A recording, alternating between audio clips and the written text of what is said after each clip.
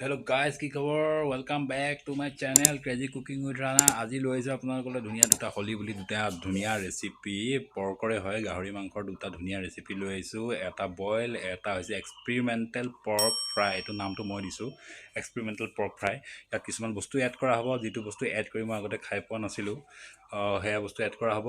আৰু চাই থাকিব সকলোকে ভিডিওটো আৰু যি সকলে নতুনকৈ চাই আছে সাবস্ক্ৰাইব কৰি দিব মোৰ চেনেলটো Crazy Cooking with Rana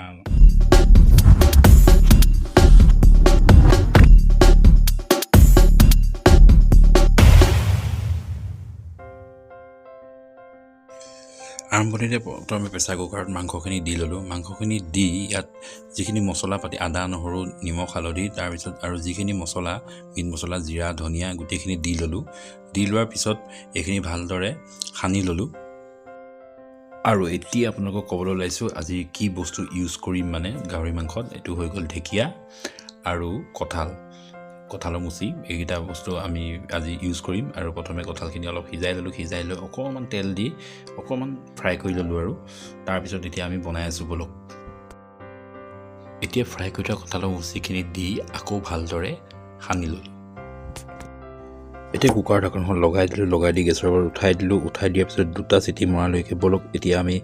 গাহৰি মাংস বইলটো বনাবলৈ আৰম্ভ কৰোঁ বইল বনাবলৈ প্ৰথমে কেৰাহীখন গৰম কেৰাহীত মাংসখিনি দি দিলোঁ মাংসখিনি দি নিমখ হালধি আদা নহৰু খুন্দা আৰু শুকান জলকীয়া একেলগে খুন্দি লৈ দি দিলোঁ দিয়াৰ পিছত কিছু সময় ভাজিলোঁ ভজাৰ পিছত যেতিয়া অকণমান তেল ওলাব ধৰিছে আৰু চক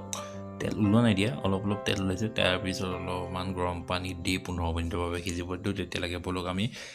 পৰ্ক ফ্ৰাইখিনি বনাই লওঁ এক্সপেৰিমেণ্টেল পৰ্ক ফ্ৰাইখিনি বনাই লওঁ বলক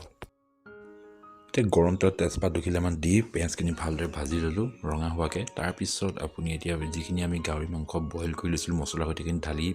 কিছু সময় ভাজিম কিছু সময় ভজাৰ পিছতে ইয়াত এতিয়া মই ধুনীয়াকৈ কাটি থৈ দিছিলোঁ ঢেকীয়া শাকখিনি কাটি থৈ দিয়া ঢেকীয়া শাকখিনি ইয়াত দি দিম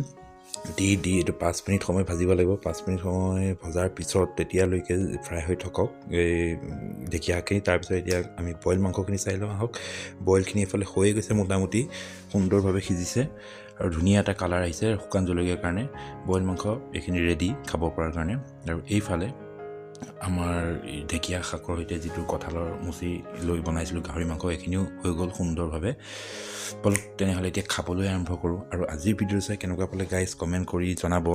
লগতে চাই থাকিব ক্ৰেজি কুকিং উইথ ৰাণা আৰু শ্বেয়াৰ কৰিব ভিডিঅ'বিলাক আৰু যিসকল নতুনকৈ চাই আছে মোৰ চেনেলটো ছাবস্ক্ৰাইব কৰি দিব ক্ৰেজি কুকিং উইথ ৰাণা